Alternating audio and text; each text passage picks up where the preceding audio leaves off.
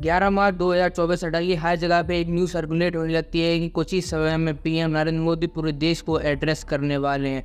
अब जैसे ये न्यूज़ सर्कुलेट होती है वैसे हर किसी के ख्याल में ये आने लगता है कि अब क्या जहाँ पे देश में इलेक्शन आने वाले हैं वहीं पे नरेंद्र मोदी इस बार क्या नया रूल लेकर आने वाले हैं, या फिर फार्मर जो प्रोटेस्ट चल रहे थे उनकी मांगें पूरी कर ली गई हैं, या फिर नया कोई नोटबंदी वगैरह होने वाले हैं, या फिर ये और एनआरसी को लागू किया जा रहा है। आज भी कुछ समय बाद होम मिनिस्टर ने खुद ट्वीट करके बताया कि हमारे देश में लीगली सीए को लागू कर दिया गया है। पर फिर भी देश के लोगों के दिमाग में अभी भी ये ख्याल है कि आखिर इलेक्शन से जस्ट पहले ये सीए को लागू क्यों किया गया, और क्या इसकी भलाई के लिए है या फिर इलेक्ट्रॉन बॉन्ड जैसे अपनी गलतियों को छुपाने के लिए। इन सबसे बड़ी बात ये सीएए है क्या, और क्या इससे हमारे देश को कोई खतरा है, तो आइए जानते हैं। अब शुरुआत से ही सबसे पहले बात करें तो सीएए यानी सिटीजन अमेंडमेंट एक्ट 1955, जिसको सबसे पहले 2019 में ही पार्लियामेंट में पारित कर दिया गया था। सीएए का सीधा मतलब है अफगानिस्तान, बांग्लादेश और पाकिस्तान से आए हुए कुछ माइनॉरिटीज़ कम्युनिटी जैसे हिंदू, सिख, पारसी, बौद्ध, क्रिश्चियंस, ऐसे लोग जिन्हें बांग्लादेश, अफगानिस्तान और पाकिस्तान जैसे देशों में बहुत ज़्यादा प्रताड़ित किया जाता है, इनके ऊपर फोर्सफुल कन्वर्जन चल रहा है। ये बहुत ज़्यादा उधर परेशान है, जिसकी वजह से जो लोग देशों में माइनर से और 2014 से पहले भारत आ चुके हैं उनको सिटीजनशिप दी जाएगी, यानी उन्हें बाकी देश की तरह ही इन्हें भी इक्वल अधिकार दिए जाएंगे, या रहने के, जॉब्स लेने के, ज़मीन वगैरह खरीदने के और एक्सेट्रा एक्सेट्रा। ऐसे सीए का नाम सामने आता है तो बहुत सारे लोगों को ये लगता है कि ये लोग तो भाई मुस्लिम कम्युनिटी की अगेंस्ट है, क्योंकि इस सब चीज़ों में मुस्लिम का नाम नहीं है। तो सबसे पहली बात ये है कि अफगानिस्तान, पाकिस्तान और बांग्लादेश ये तीनों देश ही मुस्लिम मेजर कम्युनिटी हैं, और अभी से बहुत समय से या फिर कहीं इन देशों के इंडिपेंडेंस के टाइम से देखा जा रहा है कि इन जैसे देशों में जो माइनर कम्युनिटीज़ है जैसे हिंदू, सिख, बौद्धिज्म, सिखिज्म, क्रिश्चियनिटी, ये सब है वो बहुत ज़्यादा प्रताड़ित किए जाते हैं, इनके ऊपर फोर्सफुल कन्वर्जन चलाया जाता है और इनकी एक भी बात नहीं सुनी जाती है। और मेरी बात नहीं है, अगर आप इनका डेटा भी जाके चेक करोगे तो इनकी पॉपुलेशन दिन ब दिन घटती जा रही है, बहुत टाइम से घटती ही जा रही है और इन्हें कोई हेल्प नहीं मिल रही है। अगर ये इंडिया चले आते हैं तो इन्हें रोहिंग्या बुलाया जाता है और पाकिस्तान में और ऐसे देशों में ये रह नहीं पा रहे हैं। इसीलिए जो लोग 2014 से पहले इंडिया में आ चुके हैं और अभी रह रहे हैं उन्हें सिटीजनशिप दे दी जाएगी।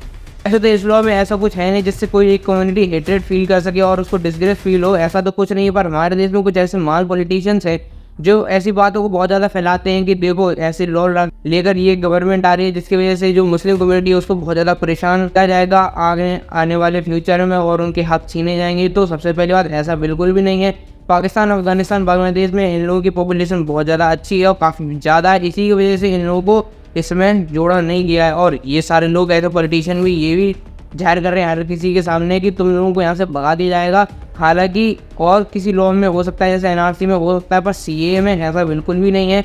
यहाँ पे इंपोर्ट हुआ जाएगा, सिर्फ एक्सपोर्ट अभी नहीं हो रहा। जैसे ये लॉ पास इंडिया में किया गया वैसे कई सारे पॉलिटिशियन इसके ऊपर बढ़ा गए और इसके ऊपर अपने अपने बयान देने लगे। जैसे दिल्ली के चीफ मिनिस्टर ने ये कहा कि अगर ऐसे लोग आते रहेंगे तो इन्हें हम जॉब कहाँ से देंगे, इन्हें घर बार हम कहाँ से देंगे, तो घर कहाँ से आएंगे जो आप इतनी बड़ी संख्या में पाकिस्तान से, बांग्लादेश से लोगों को लाके अपने देश में बसाना चाहते हो, माइग्रेशन करवाना चाहते हो, वो उनके लिए घर, उनके लिए नौकरियां, उनके लिए संसाधन कहाँ से आएंगे।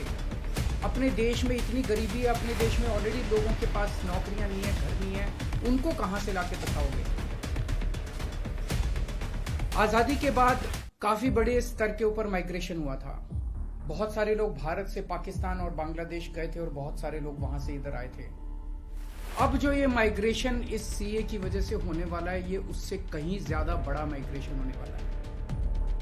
पाकिस्तान, बांग्लादेश, अफगानिस्तान, इनका कहना है कि सीए के तहत इनके अल्पसंख्यक जो हैं वो अगर भारत में आके रहना चाहेंगे तो उन्हें उस बात की मंजूरी दी जाएगी, उन्हें हमारे भारत की नागरिकता दे दी जाएगी। इन तीनों देशों में मिला के लगभग 2.5 से 3 करोड़ अल्पसंख्यक रहते हैं।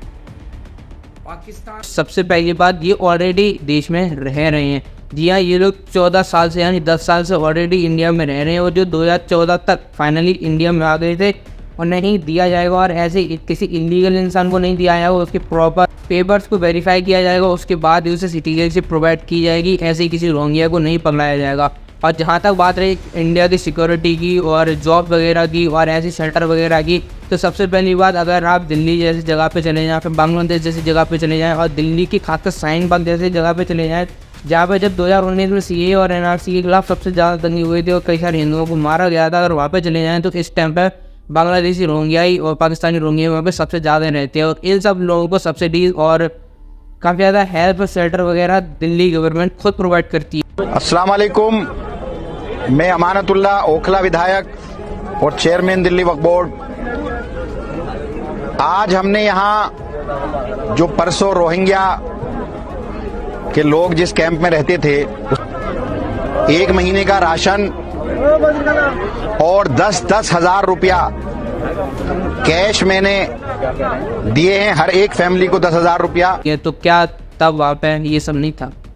और इतने नहीं, अगर बांग्लादेश को भी साइडलाइन कर दो, अगर आप सिर्फ वेस्ट बंगाल में भी आके अगर आप देखो तो वहाँ पे उसकी जो पॉपुलेशन है बहुत ज़्यादा तीव्र तरीके से नीचे आ रही है, मुस्लिम की वहाँ पे बहुत ज़्यादा बढ़ रही है। अब से बस 2 ही कारण हो सकते हैं, यहाँ पे तो वहाँ पे बहुत ज़्यादा कन्वर्जन चल रहा है और या फिर वहाँ पे रोहिंग्या को बुलाया जा रहा है। और ये हर कोई जानता है, हर देशवासी जानता है कि बांग्लादेश से आए हुए रोहिंग्या सबसे ज़्यादा वेस्ट बंगाल में ही हैं और सबसे ज़्यादा प्रॉब्लम इस टाइम पे वहीं पे है।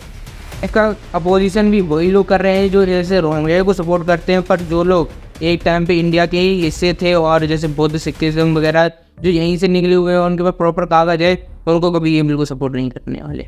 पर हाँ, ऐसा भी बिल्कुल नहीं है, जो रूलिंग गवर्नमेंट है बहुत ज़्यादा सीधी है। देखिए कुछ ही समय पहले सुप्रीम कोर्ट ने एक चीज़ को बैन कर दिया था हमारे इंडिया में, जिसका नाम है इलेक्टोरल बॉन्ड। इलेक्टोरल बॉन्ड कई सारी गवर्नमेंट यूज़ करती हैं बड़े बड़े बिजनेसमैन से पार्टी फंड लेने के लिए। इंडिया में SBI बैंक के द्वारा फंक्शन किया जाता है। अब इस चीज़ को सुप्रीम कोर्ट ने बैन कर दिया और सुप्रीम कोर्ट ने SBI बैंक को नोटिस जारी किया है कि कैसे भी करके 12 मार्च तक या फिर उसके अराउंड जल्दी से जल्दी हमें रिपोर्ट दो कि कौन से बिजनेसमैन किस पार्टी को सबसे ज़्यादा पार्टी फंड देते हैं। और एक्चुअली सब लोग ये कह रहे हैं कि 11 मार्च को ही जानबूझ के होम मिनिस्टर ने ये CA वाली लॉ को पास इसीलिए किया क्योंकि जैसे ही इलेक्ट्रल बॉन्ड वाली अगर खबरें आ गई तो नो डाउट गवर्नमेंट की काफ़ी ज़्यादा मजाक उड़ेंगे और काफ़ी ज़्यादा उसको ख़राब माना जाएगा। क्योंकि देखो वैसे पार्टी फंड तो हर कोई लेता है, पर ऑब्वियसली दुनिया की सबसे बड़ी गवर्नमेंट है तो बहुत ज़्यादा चांसेस हैं। और जैसे इनकी हिस्ट्री देखी गई अडानी के साथ, वैसे हो सकता है कि काफ़ी ज़्यादा इनके पास पार्टी फंड हो, इसीलिए इनकी